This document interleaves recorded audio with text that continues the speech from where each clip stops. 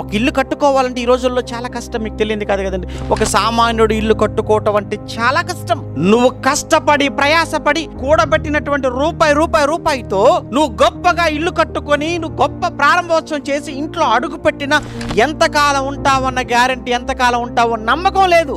మళ్ళా నువ్వు ఇంట్లోకి వెళ్ళిపోయావంటే, ఇంట్లో అడుగు పెట్టావు అని అంటే నీకు ఆకలి అవుదా? ఆకలి అవుతుంది. మళ్ళీ పనికి వెళ్ళాలా? మళ్ళీ పనికి వెళ్ళిపోవాలి. ఏమన్నా మళ్ళీ అప్పులు అవుతూనే ఉంటాయి. రోగాలు రావా? రోగాలు వస్తాయి. రోగాలు వస్తాయి, ఆకలి అవుతుంది, దప్పిక అవుతుంది, బట్టలు కావాలి, అన్ని కావాలి. ఏదో ఆ ఇంట్లోకి వెళ్ళిపోయినంత మాత్రం ఏదో మ్యాజిక్ జరిగిపోదు. కానీ ఒక్కసారి నువ్వు కన్ను మూసి పరలోకంలో అడుగు పెడితే నీకు ఆకలి ఉండదే, దప్పిక ఉండదు, రోగం ఉండదు, ఏది ఉండదు.